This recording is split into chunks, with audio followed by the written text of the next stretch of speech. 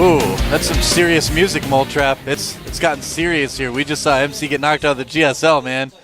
Some serious business now. S just got real. I guess so. What do you know? It's been a rough day for Protoss. Yeah, we saw. Been a good day for MVP though. Yeah, yeah, not it has. the player, the team.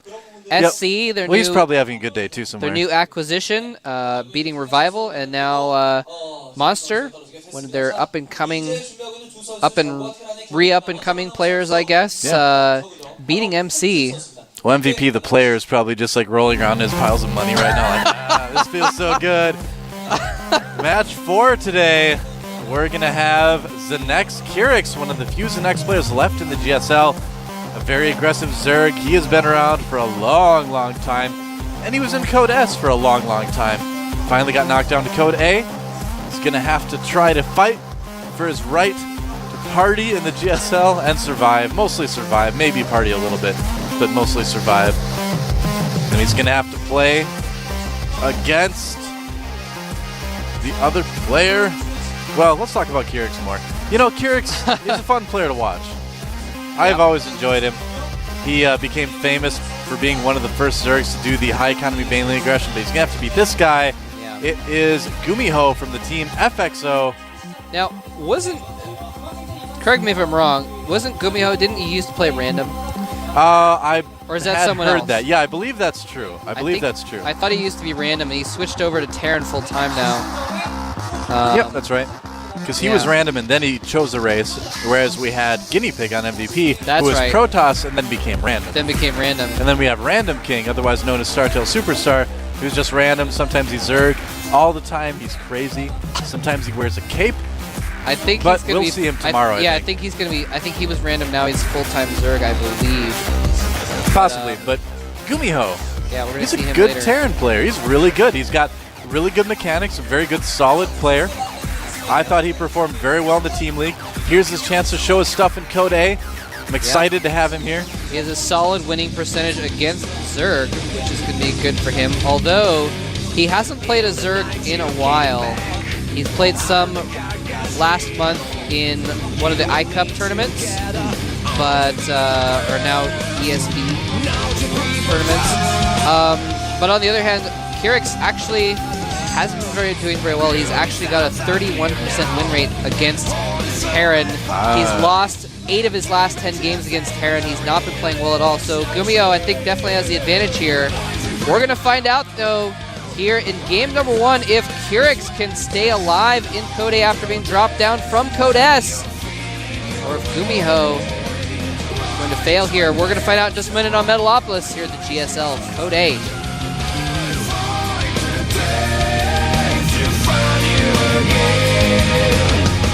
All right, at the 2 o'clock position on Metalopolis, we have our player, played Zerg from the team Zenex. Very aggressive Zerg player. We'll see if his aggression can win out today. He is Zenex Kyrix. There he is, Kyrix. And over at the top of the map, or up at the top of the map, I guess, we have our blue Terran player from the team FXO. FXO GuMiho. Some people say he looks like Leenock. I guess I can kind of see it. I sort of see the resemblance. I wouldn't have thought so if you hadn't said it. I don't know. Thanks to Sony Ericsson and G-Skill for sponsoring the GSL this season. Appreciate it, guys.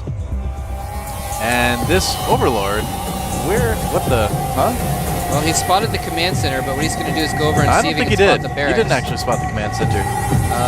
Oh. Yeah. What the? Did he think he went in far enough? That just looks like one confused Overlord. He's like, oh, now he spotted it. Okay. Okay. And GuMiho doesn't know the Overlord is there. I guess, players today just decided not to use the old trick of checking for the Overlord to I don't know, man. Position. I don't know. I don't know if it matters really anymore. Well, it doesn't matter because GuMiho is actually going to fly his Overlord in. Yeah. Going hatch first. Now, actually, I wonder if it's going to make him think that he's at the 9 o'clock position from the direction the Overlord came in. Well, if he had done that, the Overlord wouldn't have gotten there quite so fast. So I don't know if that'll really work. I think Mori's just trying to use that open space behind the base that you can kind of abuse to keep your Overlord safe. They're just going to check when the expansion gets taken, all that. Because at that position, 12 o'clock is the only place you can hide air units back between the two bases. Can't do that at the other bases. That is true. Yeah, might just decide to move around. Definitely doesn't want to lose it to Marine or anything. Pool's going up for Kyrix, rather.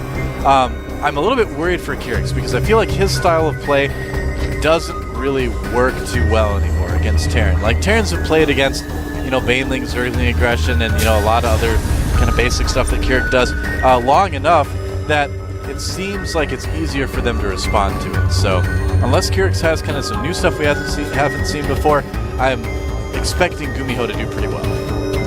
Now, one thing that Kyrix did spot, by the way, with this Overlord as it was running around, is he did spot the gas.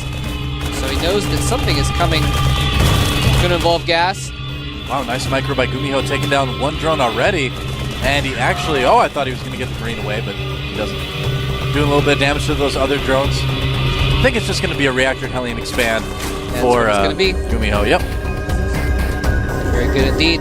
Now, here's the thing. Kyrix, he actually got a crazy amount of drones in between all of that. He is actually all the way up to... Actually, well, he stopped making drones at this point, but he's up to 18 drones.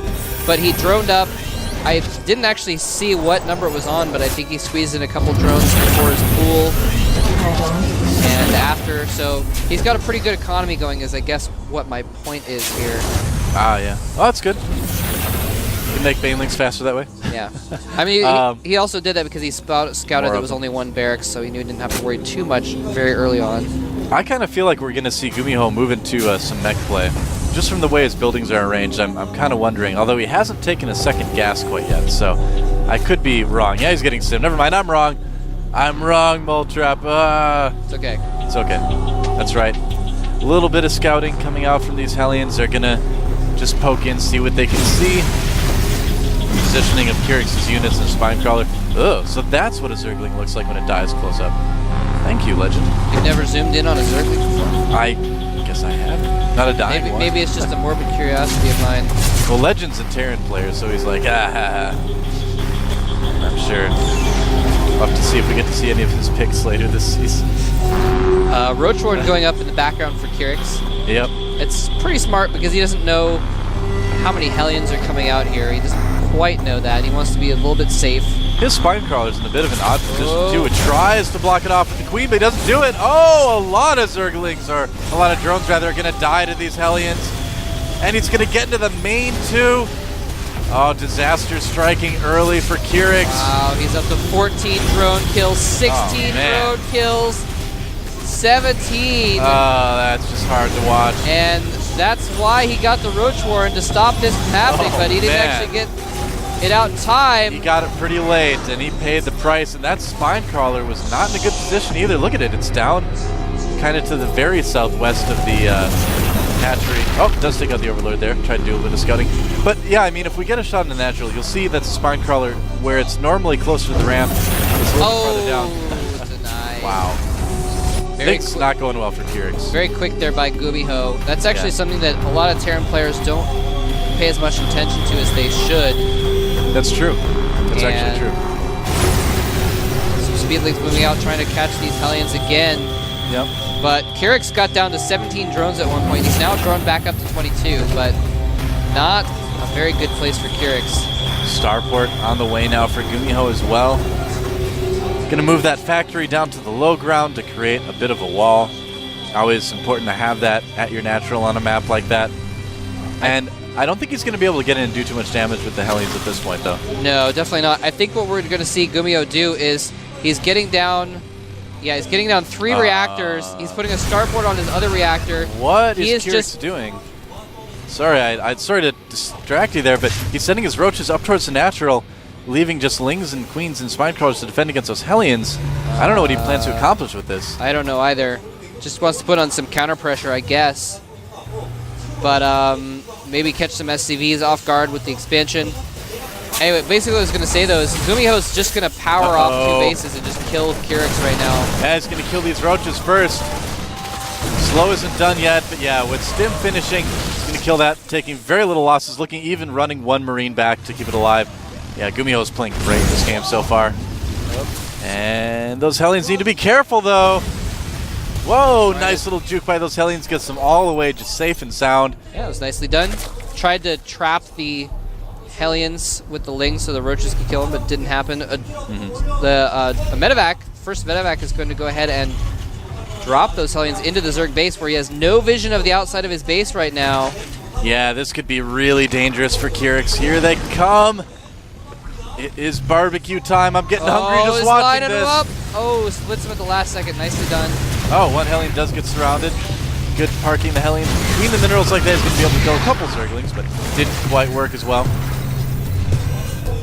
Very good control there by Kyrix. At first, I thought he was going to just well, it was a light him close up call. for roasting, but then he split a few off to distract the Hellions and stop them from pursuing, so it's a good move.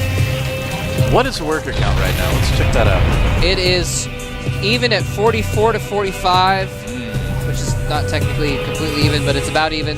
Well, it's pretty much even. Not a position that a Zerg player really wants to be in. You want that worker advantage over your Terran opponent. Kyrix is trying to take his third. You can see on the mini-map down there. Yeah, but here comes that push. Like I said, GuMiho is just going to power off 2 bases and just go kill him. Yep. I don't think he has anything to do about this unless he lands all those Banelings perfectly. Here they come. He's got a micro. Oh, he lost the splitting by GuMiho, but a few Marines do end up living out of it. More Banelings morphing right now. Are they going to be enough? Medevacs are making a big difference here. He has some micro again, targeting down those Banelings. You can see that manually right-clicking on them. It's always, you know, I don't know if he has enough to win right here. Well, maybe he does actually now, with the reinforcements coming in. There's a couple dozen Zerglings about to pop out, but they're just going to run piecemeal into this army. Well, kills the Baneling Nest, picks them up. Wow. Drop them right in the main.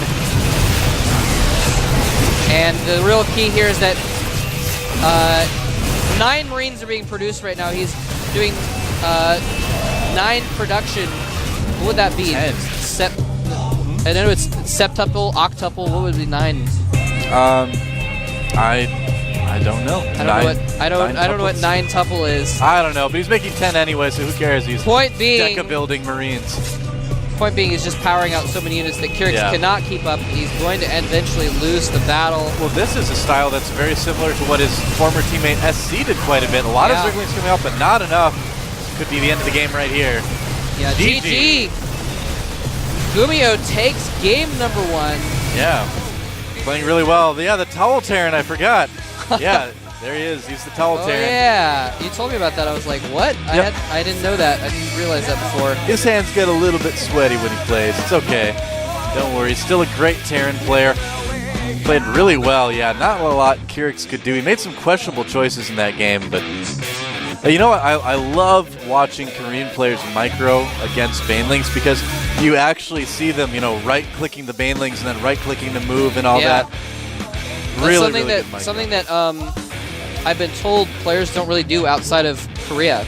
Yeah, you don't see it as much with the Western players. You know, some of the Western players that have, Western Terrans that have come here and Zergs, and they say, you know what? Outside of Korea, they don't do that. They don't actually target the Banelings down. And here, people are surprised when they go on the ladder and they see people actually targeting down Banelings. I remember distinctly Happy Zerg saying that when he lived here. He was playing on the ladder and he was like, I can get away with like 4 or 5 Banelings on the European ladder, but here I need like, you know, 8 or more because the Terrans all target them down while they're running away. Yeah. Because the, you know, common style to stutter step microing in the West is just click and then stop move, click, stop move. But here it's like click, right click, click, right click. It's a little bit more complicated. You have to move your mouse back and forth, but sure works wonders when it works. It involves a little bit more eliteness, but it pays off if you can pull it off. So Kyrix has not been performing well in a long time. He's really struggled in Code S. He's dropped down from Code S. Now here he is in Code A. He's 1 game away from being eliminated from Code A altogether by GuMiho. We're going to find out in just a moment on Terminus if Kyrix is going to keep himself alive or if GuMiho is going to advance to the round of 16 here at the GSL Code A. I am Bulltrap. With me is Doa. Let's get into the game.